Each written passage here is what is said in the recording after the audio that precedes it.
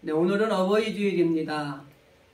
예년과 다른 조금은 쓸쓸해 보이는 어버이 주일을 보내고 있지만 우리 그리스도인들은 이 하나님의 말씀에 따라서 부모님께 효도해야 되는 것이에요. 세상 사람들이 우리나라의 제사 문제가 이 신앙에 항상 걸림돌이 되잖아요. 근데 그 제사 문제를 이야기를 할 때 이 기독교, 이 교회 다니는 사람들은 조상도 모르는 아주 나쁜 사람들이다 이렇게 이야기를 하죠. 그런데 그 어느 종교보다 이 조상, 즉 부모에게 효도를 강조하는 이 이야기가 기독교만큼 강하게 이야기한 데가 없습니다. 얼마나 강하게 표현이 되어 있냐면 부모님에게 효도하지 않고 불효하는 자들은 돌로 쳐서 죽여도 된다고 할 정도로 아주 무섭게 강하게 어필하고 있는 성경의 말씀도 있어요. 그래서 오늘 이 시대를 살아가는 우리 어머님, 아버님의 세대, 어떻게 보면 지금 우리가 살고 있는 세대보다는 훨씬 더 희생하셨고 또 훨씬 더 고생하셨고 또 자녀들 우리를 위해서라면 그 어느 것도 아끼지 아니하시고 내어주셨던 그런 부모님들이세요. 제가 종종 이야기하는 거지만 내가 이 세상에 있게 해준 것만으로도 우리는 부모 앞에 효도해야 되는 것이 마땅하다. 그런 말을 가끔 합니다. 그런데 하나님의 말씀의 기준에 우리 부모님에게 효도하지 않는 것은 지극히 잘못된 것임을 성경은 분명하게 가르쳐주고 있다는 것입니다. 5월 가정의 달 또 어버이날을 맞이해서만이 아니라 여러분 그리스도인들의 가정에 특별히 자녀들은 또 부모님에게 효도하는 것이 하나님의 말씀에 순종하는 거예요. 그래서 우리 그리스도인들은 특별히 어버이를 맞이해서 부모님을 돌아보고 또 부모님의 눈에 맞게 또 효도하는 그런 자녀들이 되어줄 수 있기를 주님의 이름으로 간절히 기도드립니다. 그리고 오늘은 행복이 있는 그런 삶을 살아가기 위해서 5월 가정의 달을 맞이해서 그 행복이 있는 삶을 살아가기 위해서는 우리의 가정이 어떤 가정이 되어야 될 것인가 그런 말씀을 좀 드리려고 합니다. 첫 번째 시간으로 하나님 앞에 있는 가정이 행복이 있는 가정이고 행복이 있는 삶을 살 수 있다라는 말씀을 좀 드리려고 합니다. 옛날에 부모님을 위해서 희생하는 자녀들이 좀 많이 있었어요, 예전에는. 그런데 요즘에 보면은 부모를 위해 희생하는 자녀들은 그리 많지 않은 것 같아요. 부모는 자녀를 위해 내어주고 다 주고 희생했는데 자녀들이 부모를 위해 희생하는 이야기들은 그렇게 많지 않은 것 같습니다. 오히려 그 자녀들은 자기의 자녀들을 위해 희생하고, 그죠? 그리고 그 밑에 자녀는 또 그 밑에 자녀에게는 희생을 하는데 내 위에 있는 부모님께는 희생하려고 하지 않는 이런 일들이 참 그런 세대가 되어버렸어요. 그래서 이 부모님의 세대는 희생해서 다 주었는데 이제 좀 효도를 받아야 될 때 천대를 받는 이런 일들이 일어나고 이런 안타까운 시대가 되어버렸습니다. 그래서 저와 여러분은 정말 하나님의 사랑받는 자녀로서 특별히 하나님의 말씀에 근거해서 우리의 가정이 행복한 가정이 되기 위해서 가장 근본이 되는 효라고 하는 것에 대해서 정말 하나님의 말씀에 빗대어 여러분들 어떤 일이 있어도 정말 우리 효도하는 그런 자녀들이 됐으면 좋겠습니다. 부부 사이에 참 대화가 없는 가정에 있었던 이야기 하나를 먼저 소개를 하겠습니다. 남편이 저녁 늦게 들어와서 씻고 이 아내가 먼저 잠이 들어서 이 대화도 별로 없는데 이 쪽지를 써놨어요. 내일 아침에 내가 중역회의가 있으니까 6시에 꼭 깨워주시오. 그렇게 해서 쪽지를 해서 그 아내 머리맡에 놓고 잠을 잤어요. 근데 아침에 깜짝 놀라서 깼는데 7시인 거예요. 그래가지고 이 남편이 화가 나가지고 6시에 깨워달라고 그랬는데 7시가 됐는데도 깨우지도 않고 뭐 했냐고. 그랬더니 그 아내가 남편한테 아무 말도 안 하고 손가락으로 저쪽을 가리키는 거예요. 그 보니까 쪽지가 있는 거예요. 여보 6시 됐어요. 빨리 일어나요. 이렇게 쪽지가 써 있는 거예요. 뭐 쇼윈도 부부라는 말 들어보셨죠? 형식적으로 겉으로 보기에는 아름다운 부부 같은데 속이 비어 있는 거죠. 그런 것처럼 이 대화가 없고 화해가 없고 뭐 사랑이 없는 가정의 모습을 묘사한 이야기입니다. 이러한 가정은 절대 행복하지 않습니다. 그러면서 우리가 한번 이 이야기를 읽어보면서 제가 생각해요. 우리의 가정은 안녕하실까요? 이런 생각이 드는 거예요. 오늘 우리가 읽은 본문의 말씀에 보면은 고넬료라고 하는 사람의 가정이 나옵니다. 오늘날 가정의 형태가 예전에 비해서 참 많이 바뀌었어요. 뭐 홀로 있는 가정도 있고 여러 가지 가정 형태가 바뀌다 보니까 조금 예전하고는 다를 수 있지만은 이 시대 변화에 따라서 이 흔들리는 가정들이 너무 많은 거예요. 그런데 우리가 이 신앙의 가정을 이끌어가기 위해서는 정말 열심을 내고 또 우리가 기도하지 않으면 이 신앙의 가정을 이끌어 나가는 게 굉장히 어렵다고 하는 것입니다. 가정을 바로 세우려면 믿음에 근거한 사랑이 아니고는 올바르게 세우기가 어렵다고 하는 것입니다. 그래서 육체적인 세상적인 눈에 보이는 것들은 순간적인 것이기 때문에 우리가 철저하게 가정의 근간도 믿음에 근거한 사랑 안에 세워야 되고요. 더 나아가서 우리가 어떠한 경우에도 이 주님께서 제자들에게 이렇게 말하죠. 내가 너에게 믿음을 보겠느냐? 이렇게 말씀하신 것처럼 이 믿음으로 바로 선 가정, 그런 가정이 우리의 가정이 되기 위해서는 정말 열심히 노력하고 기도하지 않고는 그런 가정을 이루어 나가기가 어렵다고 하는 것입니다. 그래서 우리 진실의 성도들의 가정, 이 모든 가정들이 이 믿음에 근거한 사랑에 의해서 세워지는 가정들이 되어질 때 이 가정이 정말 행복이 넘치는 가정이 될 수 있다고 하는 것이죠. 저는 이 고넬료의 가정에 대한 설교를 할 때마다 느끼는 감정이 하나가 있어요. 참 대단하다라는 가정이라는 생각이 하나가 들고요. 이 사도행전에 보면은 이 유대인들, 이스라엘 민족들을 중심으로 복음이 퍼져나가거든요. 이 사도들에 의해서, 이 사도들이 박해를 통해서 그 수많은 여러 사도들이 박해에서 흩어지죠. 이걸 이제 디아스포라라고 얘기를 해요. 흩어진 곳에 가서 또 뭐라냐면 거기서 복음을 전하는 거예요. 그래서 그 복음이 자꾸 퍼져나가는 겁니다. 그런데 사도행전에서 이방인이 가정이 복음을 받아들인 사건이 이 고넬료의 가정이 최초입니다. 그리고 이 고넬료의 가정이 이방인의 가정이 신앙을 받아들임으로 인해서 안디옥, 예베소 그리고 세계로 복음이 전파되는 매개체가 돼요. 이 이스라엘 민족들의 민족성이 강한 게 한 가지가 뭐냐면 하나님의 백성은 우리만 하나님의 백성이라는 인식이 강해요. 그게 구약의 성민제도입니다. 근데 이 성민제도는 지금의 이스라엘 안에도 그런 것들이 존재하고 있어요. 우리가 말하는 기득권이죠. 기득권을 가진 사람들은 그것이 자기들의 것이라고 생각을 하지 다른 사람에게 나눠지지 않거든요. 우리 사회도 마찬가지예요. 재벌의 기득권, 정치의 고위 간직자들의 기득권들은요, 자기들만의 누려야 되지 누구에게 나눠지지 않습니다. 근데 이스라엘의 성민이라고 하는 하나님의 백성이라고 하는 이 의식은요, 그들에게 아주 강하게 심겨져 있어요. 그러다 보니까 이방인들에게 복음을 전하고 이방인들이 세례를 받고 이방인에게 할례를 주고 이건 있을 수도 없는 일이었어요.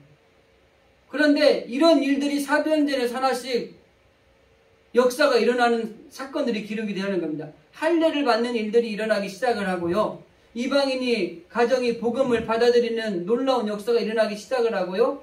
그 이방인의 가정을 통해서 세계로 뻗어나가는 복음의 통로가 되는 이런 놀라운 일들이 생기는데 오늘 우리가 읽은 이 고넬료의 가정이 바로 그런 가정이라고 하는 겁니다.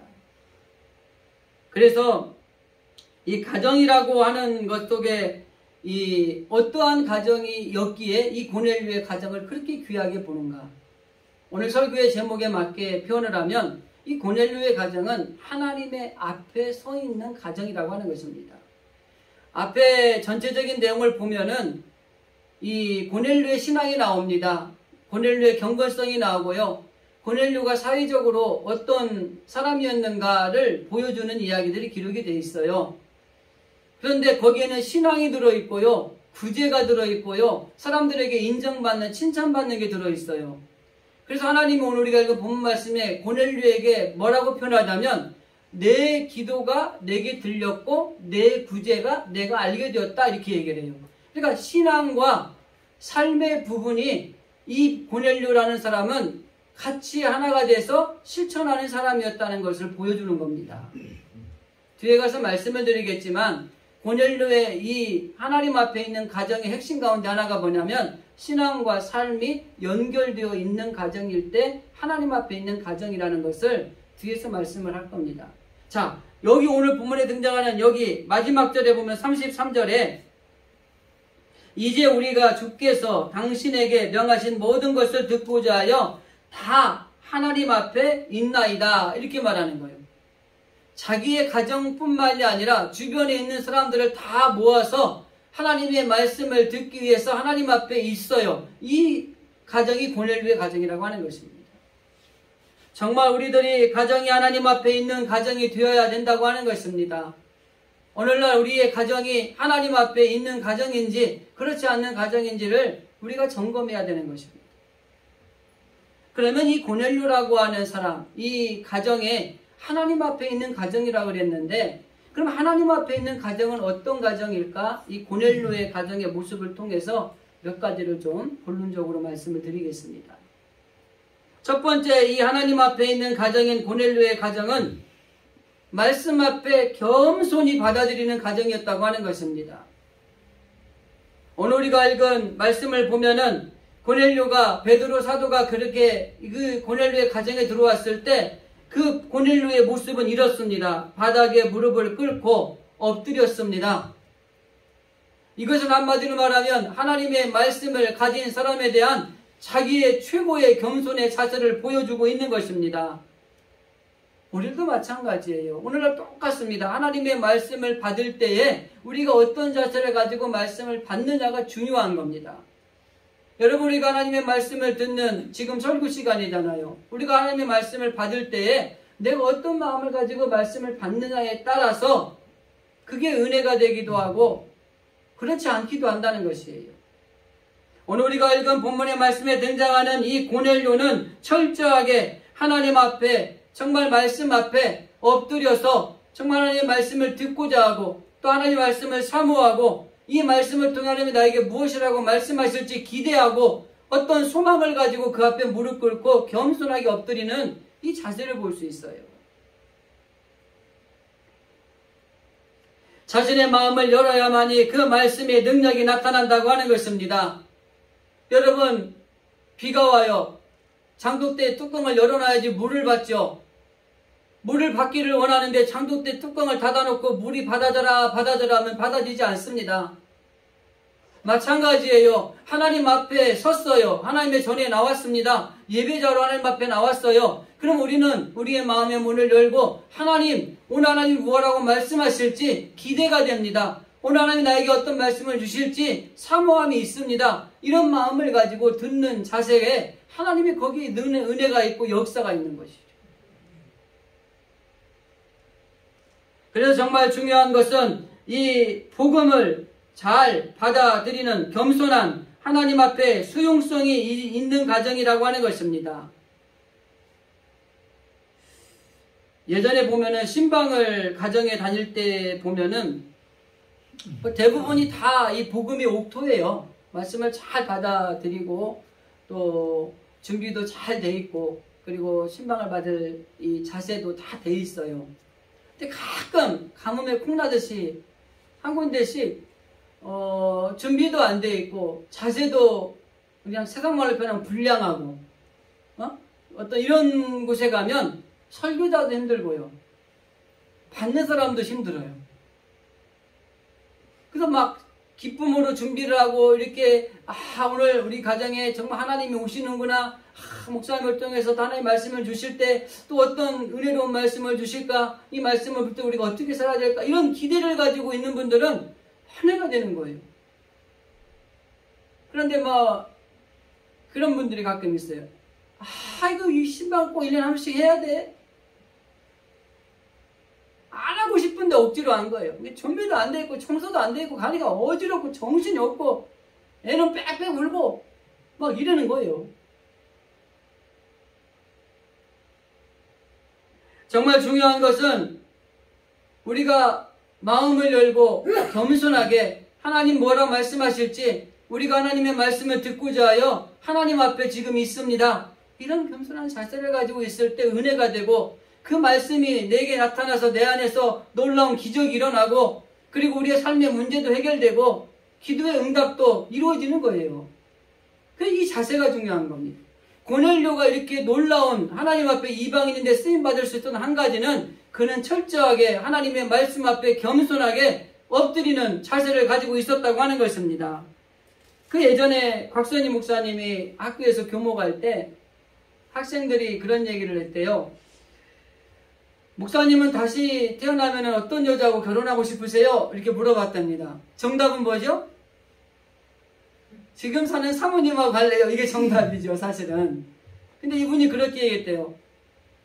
수용성이 좋은 여자하고 결혼을 할 거다. 그렇게 얘기를 했대요.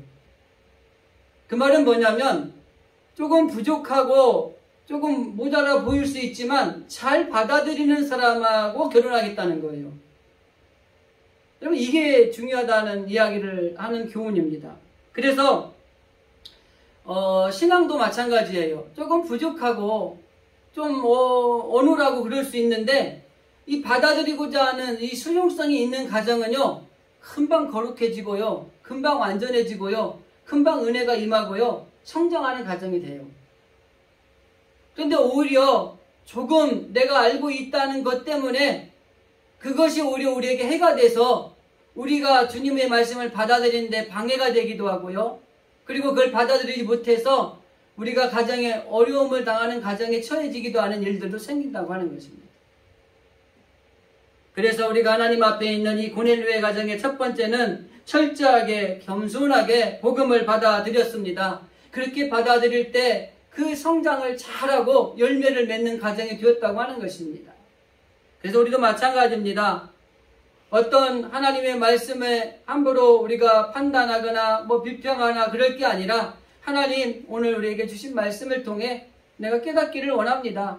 주님이 말씀하신 이 말씀을 통해 내 삶에 적용하기를 원합니다. 이 말씀이 나에게 꼭 필요한 말씀으로 주신 줄 믿고 이 말씀대로 우리가 살아가기를 원합니다. 이런 마음의 자세를 가지고 하나님의 말씀을 듣고자 하여 기다릴 때에 그 가정이 하나님 앞에 있는 가정이었다고 하는 것입니다.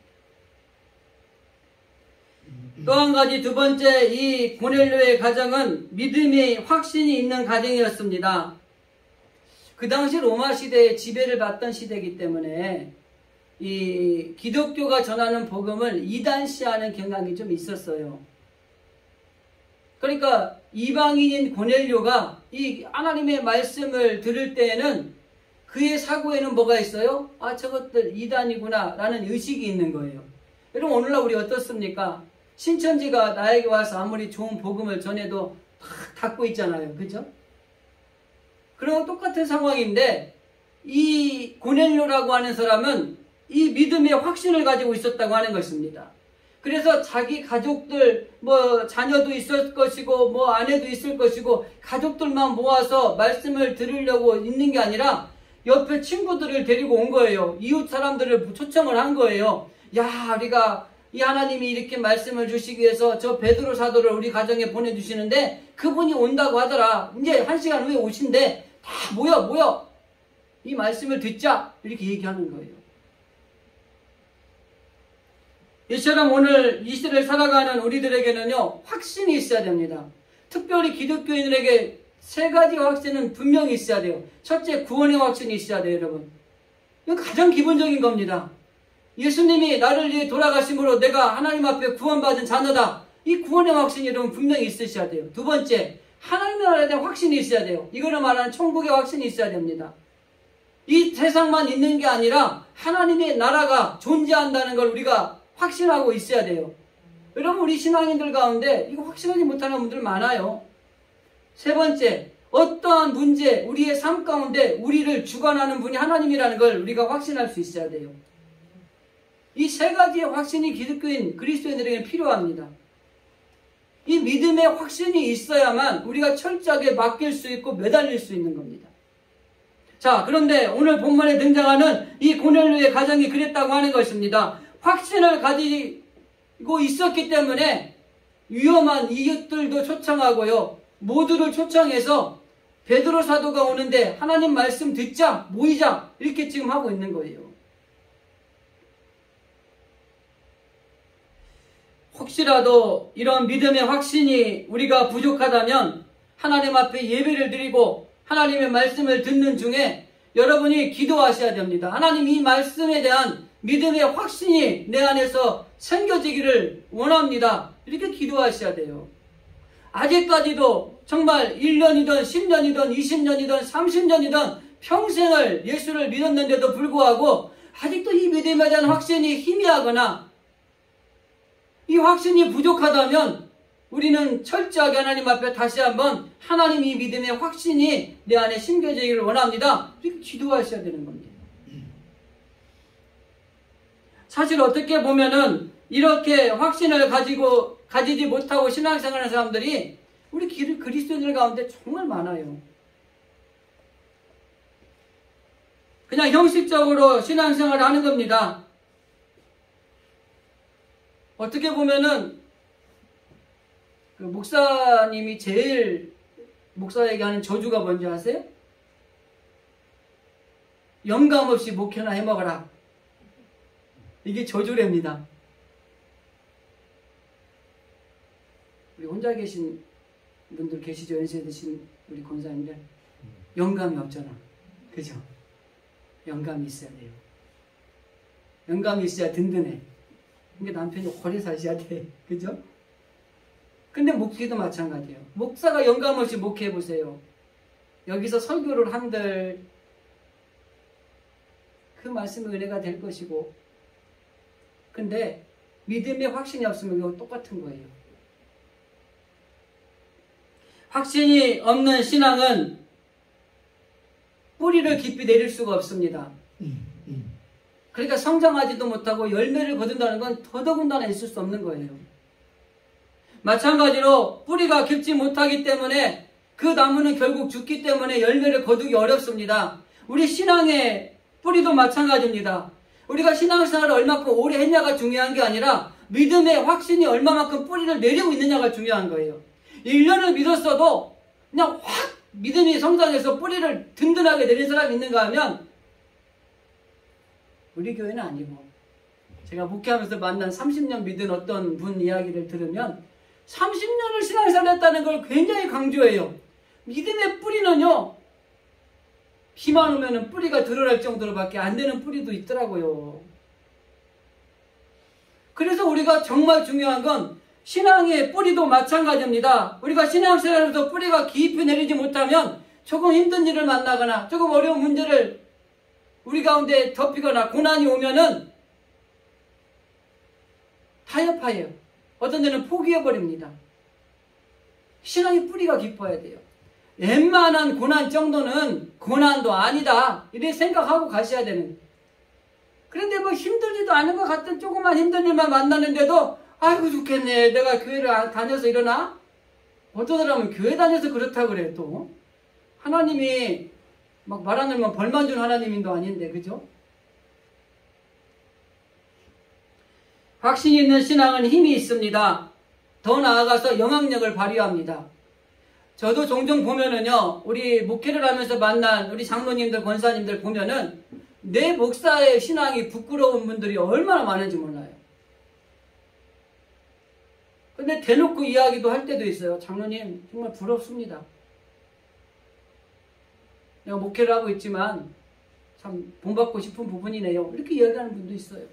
권사님, 못 따라갑니다. 어떻게 그렇게 기도합니까? 저는 그렇게 기도 못합니다. 그런 분들이 있어요. 그럼 우리가 신앙의 뿌리를 분명히 내려야 된다고 하는 겁니다. 그러면 영향력이 있어요. 그분 옆에만 가면은 뭔가 기분이 좋아지고요. 그분 옆에 가면 잘 될 것 같고요. 그분이 한마디 뭐라고 유리해주면 마음이 편안해져요. 목사가 장로님이 멘토가 있고 권사님이 멘토가 있다면 웃긴가요? 뭐 목사는 다 멘토만 해야 되나요? 아니에요. 이 어린아이가 멘토가 될 수도 있는 거예요. 70, 80이 된 어른도 마찬가지고. 또 그런 멘토가 있어요. 참 부러울 정도로. 한 번씩 만나서 얘기하면 편안해요. 그리고 내가 시인하고 와요. 참 대단하십니다. 웃으면서 그래요. 난 대가리 안 단단한데요. 그런 위트도 있어요. 믿음의 확신이 있으니까. 옛날에 그 불신가정에 시집간 처자들이 고생한 이야기들 수도 없이 들으셨죠. 아마 우리 권사님 중에도 계신지 모르겠어요. 근데 불신가정에 시집을 가면, 믿는 사람이 가면 신앙을 참 지키기가 어렵습니다. 그래서 막 핍박을 받기도 하고요, 박해를 받기도 하고, 또 주정뱅이 남편 하나 잘못 만나면 쥐어 터지기도 하고요. 나 예전에 목회할 때 교회 와가지고 남편이 교회 갔다고 이 아내를, 집사님인데 와서 교회에서 패는 거예요. 주여. 말렸다가 목사도 맞고요. 막 다 맞는 거야 그냥. 근데 여러분 아세요? 20년 넘게 지났는데 그 사람 교회 다니더라고요.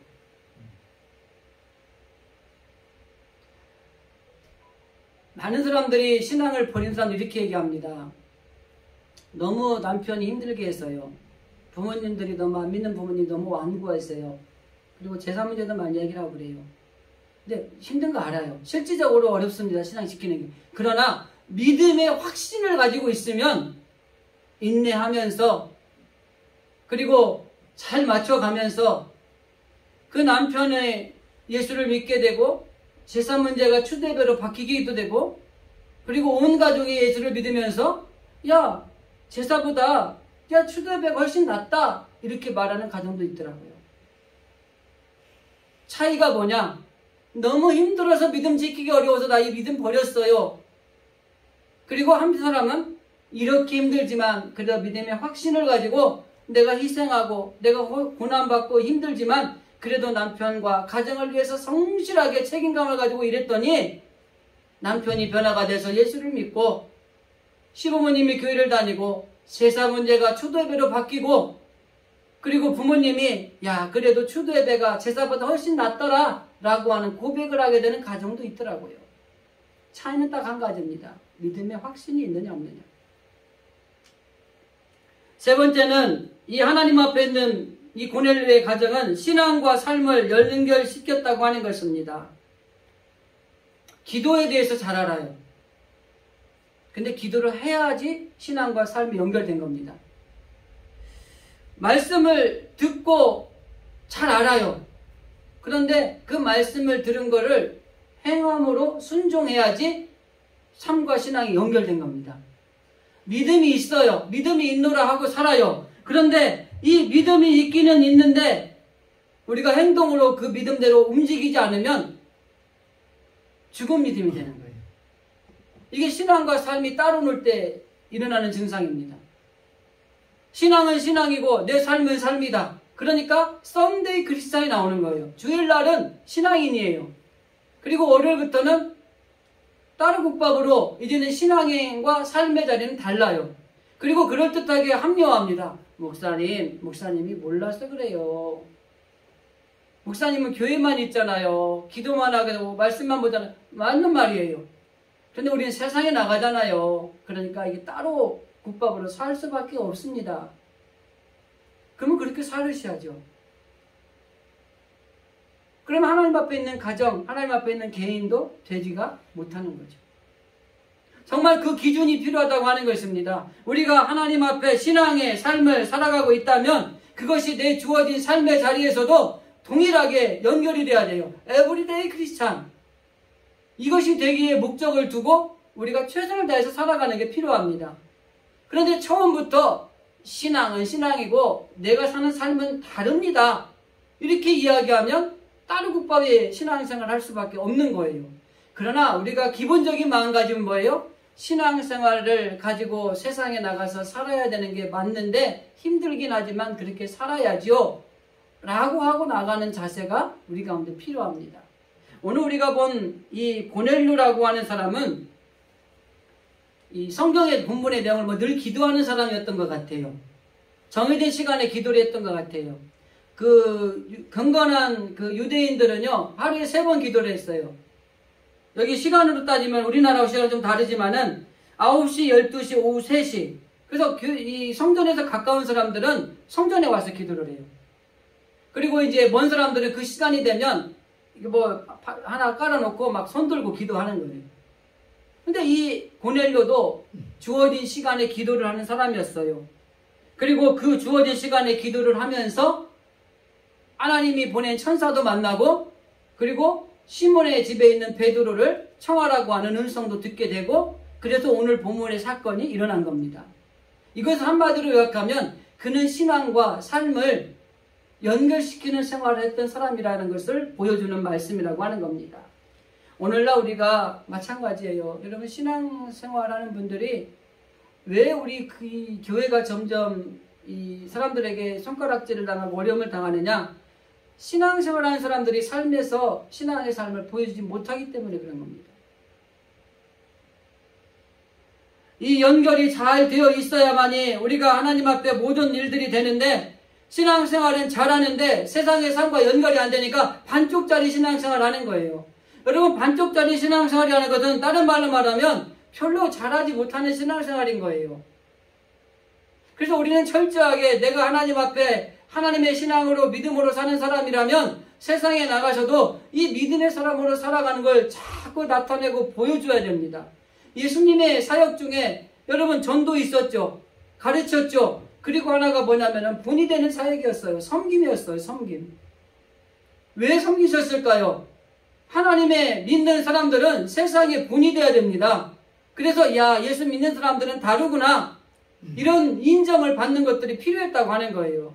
근데 오늘날 많은 사람들이 비판하는 이 그리스도들을 비판하는 것 중에 하나가 그리스도인인 것 같은데 세상에서는 안 믿는 사람보다 더 못한다는 얘기를 하는 거예요.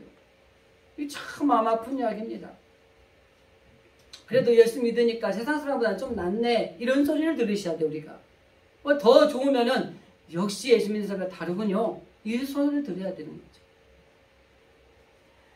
신앙이 삶 속에 연결될 때 복음의 역사가 강하게 일어나는 겁니다. 고넬료라고 하는 이방인의 가정에 그가 신앙이 삶으로 연결되어질 때 그 이방인의 그 가정에서부터 시작한 세계 선교의 초석이 놓아지고요. 놀라운 세계 복음화가 시작이 되었다고 하는 것을 우리는 알 수 있는 것입니다. 그렇기 때문에 오늘날 우리들이 정말 가정이 바로 이 신앙과 삶이 연결되는 가정이 되어야 되고 여러분의 개개인의 신앙이 되어야 된다고 하는 것입니다. 이 믿음은요 엄청난 파괴력이 있어요. 능력이 있어요. 그렇기 때문에 우리가 이 믿음을 우리의 삶의 자리에 적용을 하면은 놀라운 파괴력을 가지게 되는 겁니다. 이 기독교 사업체들 뭐 세계적인 것 말고 우리나라의 대표적인 게 이랜드라는 게 있었잖아요. 그 이랜드라는 그 사업체가 이 기독교 이거를 걸고 하면서 이 기독교에 굉장히 좋은 영향력을 많이 끼쳤어요. 세상 사람들한테. 믿음의 근거에서 하나님 앞에 우리가 세상에서 살아가면 그것이 내가 직장 생활을 하든 아니면 장사를 하고 사업을 하고 아니면 무슨 일을 하든지 간에 거기에 놀라운 영향력, 파괴력이 있다고 하는 것입니다.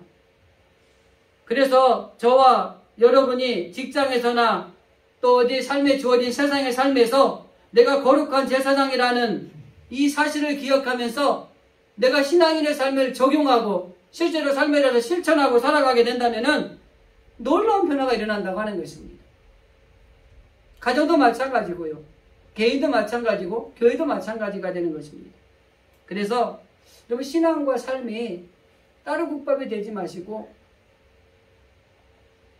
신앙을 내가 세상의 삶의 자리에서 적용하고 실천해 보려고 애를 쓰는 것들이 필요합니다. 주일날 말씀으로 듣고 무장했으면 이 말씀을 실천해 보려고 세상에 가서 살아가는 거예요. 그래도 어렵잖아요.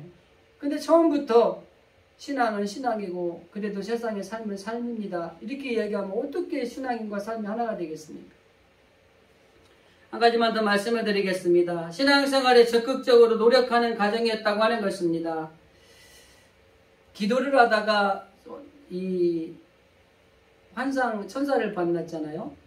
그러니까 곧바로 사람을 보내고 그분을 초청하고 시간과 물질이 여러분 들어가는 거예요. 그러면 신앙생활은요, 시간과 물질이 들어가게 돼 있어요. 그렇기 때문에 어떻게 보면 좀 어려운지도 모르겠습니다. 그러나 오늘 고넬료의 가정은 어떠한 물질이 들어가든 어떠한 시간이 들어가든 적극적으로 정말 신앙의 어떤 우리의 가정을 이루어가는 데 있어서 굉장히 노력하는 가정이었다고 하는 것입니다. 그래도 우리도 마찬가지로 정말 우리가 적극적인 자세를 가지고 하나님을 섬기고 믿는 게 중요합니다. 내가 하나님 앞에 은혜를 받는 일이라면 적극적으로 내가 시간 또 뭐 물질이 들어갈 수 있겠죠. 그래도 내가 이 하나님 앞에 적극적으로 대시하는 노력하는 것들이 필요한 거예요. 소극적과 적극적의 차이가 여러분 잘 아시지 않습니까? 불이 났는데 저 멀리서 구경하는 사람은 소극적인 사람이에요. 불이 났는데 불 난 걸 보고 신고를 하고 막 물통이라도 들고 쫓아가는 사람은 적극적인 사람이에요. 신앙생활도 마찬가지입니다. 어떤 교회에 아니면 하나님 나라에 어떤 일들이 있을 때에 정말 내가 할 수 있는 일들이 무엇인가를 찾아서 그래 해야지 하고 움직이는 사람은 적극적인 사람이에요. 그게 하나님의 말씀의 복음이든 아니면 내가 물질이든 시간이든 모든 것들을 두어서 내가 하나님 앞에 할 수 있는 것을 해야지 라고 하는 사람은 적극적인 신앙을 가진 사람입니다. 그런데 누군가 하겠지, 내가 안 해도 되겠지, 뭐 안 하면 말고, 이건 소극적인 거예요. 그럼 일이 안 되는 겁니다. 쉽게 푸는 겁니다. 그래서 우리는 적극적인 신앙을 가지고 살아야 돼요. 마귀가 이 믿는 자들을 유혹하기 위해서 대책 회의를 한 거예요. 한 천사가 기가 막힌 아이디어를 냈습니다. 이 믿는 사람들 다 감옥에 쳐넣어버립시다. 그랬더니 대빵 이 마귀가 이렇게 얘기하는 거예요. 내가 일제시대 때 다 해봤는데 안 되더라. 그러니까 다른 마귀가 이렇게 얘기를 하는 거예요. 그럼 다 죽여버립시다. 그랬더니 요 원로 마귀가, 오래 산 마귀가 이렇게 얘기하는 거예요. 로마 시대도 공산주의 때도 내가 해봤는데 순교자만 많아지지 별로 효과가 없더라. 근데 시퍼렇게 젊은 마귀가 손을 들고 얘기를 하는 거예요. 그러면 이렇게 하죠. 내일 하자, 차차 하자, 다음에 하자, 이거를 전파합시다. 또 그런 거예요. 그래가지고 그게 지금 채택이 쭉 2000년들이 돼가지고요, 지금까지 온 거예요. 그리고 여러분들을 무너뜨리는 게 가장 좋은 게 뭔지 알아요? 감옥에 넣어도요, 감옥 살고 나와서 신앙 가진다니까요. 죽으면은요, 나 주님을 내 죽으니까 순교한다고 좋다고 할렐루야 하면서 죽어요. 근데 이거 다 해야 돼. 신앙생활 잘해야 돼. 믿음으로 살아야 돼. 헌금생활 해야 되고 시간도 들여서 봉사도 헌신도 해야 돼. 그런데 꼭 지금 해야 돼? 내일 하자. 그러니까 이 말이 솔깃한 거예요. 가지고 내일 하다 보니까 못하는 거야. 이 마귀의 전략이 이게 1등인 거예요. 이게. 근데 우리 믿는 자들이 이 마귀 전략 1등을 제가 가르쳐줬잖아요. 한 주간 살아보세요. 그 전략에 또 속으면서 지고 있는 거예요. 적극적으로 되셔야 됩니다. 소극적으로 강 건너 불구경하듯이 있으면 내 신앙 있던 것도 까먹고요. 하나님 앞에 상급도 없어요. 사오지간 내가 아무것도 없고 힘도 없고 뭐 시간도 바쁘고 그렇지만 하나님의 뭔 일이 있어. 그러면 내가 어떻게 해야 되지? 뭘 할 수 있지? 이거라도 할까? 막 일에 적극성이 있어야 돼요. 거기에 하나님의 역사하시는 겁니다. 요즘에는 그렇대요. 내가 큰 교회 목사님 만나서 대화를 하는데, 큰 교회 교인들이 뭔 일을 하자 그러면 다 이렇게 생각해요. 나만 아니면 돼. 가지고 이렇게 뭐 회의를 하면은요, 저 장로님이 하시죠. 장로님이 하시죠. 자기만 아니면 돼. 내가 할게요. 이게 어때요? 훈계도 그렇대요. 내일 하자, 차차 하자, 조금 이따 하자. 꼭 지금 해야 돼? 아니요. 하나님은 그래요. 지금, 이 순간, 바로 우리는 적극적으로 하나님의 말씀에 우리가 노력하는 게 필요합니다. 말씀을 정리하겠습니다. 하나님 앞에 있는 가정이 행복한 가정입니다. 이방인의 가정이었던 고넬료의 가정은 모든 걸 버리고 하나님의 말씀을 듣고자 하나님 앞에 서 있는 가정이었습니다. 그 하나님 앞에 서 있는 가정은 철저하게 말씀을 겸손하게 받아들이는 가정이었고, 믿음의 확신을 가지고 있는 가정이었고, 신앙과 삶을 연결시켰고, 신앙생활을 적극적으로 하려고 노력하는 사람이었습니다. 하나님 앞에 있는 가정이, 그리고 신앙생활을 하면 손해를 볼까요? 어떻게 생각하십니까? 그렇지 않습니다. 예전에 신문에서 우리나라 고위공직자 100명을 종교를 조사를 했어요. 그런데 그 종교 조사했는데 그 100명 중에 개신교, 기독교가 42명, 천주교가 20명, 불교가 9명, 무교가 26명. 그 국회의원들을 이 종교를 조사를 해봤더니 국회의원의 33%가 개신교, 기독교였어요. 이 얘기를 제가 말씀을 드리는 것은 실제적으로 하나님 앞에 신앙생활을 잘하면 손해보는 게 아니라 하나님이 그 모든 걸 하시고 잘되게 하시고 복을 주신다고 하는 겁니다. 오늘 우리 진실의 성도들이 하나님 앞에 있는 가정이 되기 위해서 정말 말씀 들은 것들 마음에 새기시고 정말 애쓰시고 힘쓰셔서 우리 모든 가정이 하나님 앞에 있는 가정이 되어서 하나님이 주시는 크고 놀라운 복을 받아 누리는 우리 모든 주의 자녀들이 될 수 있기를 주님의 이름으로 간절히 기도드립니다. 아멘. 기도하겠습니다. 좋으신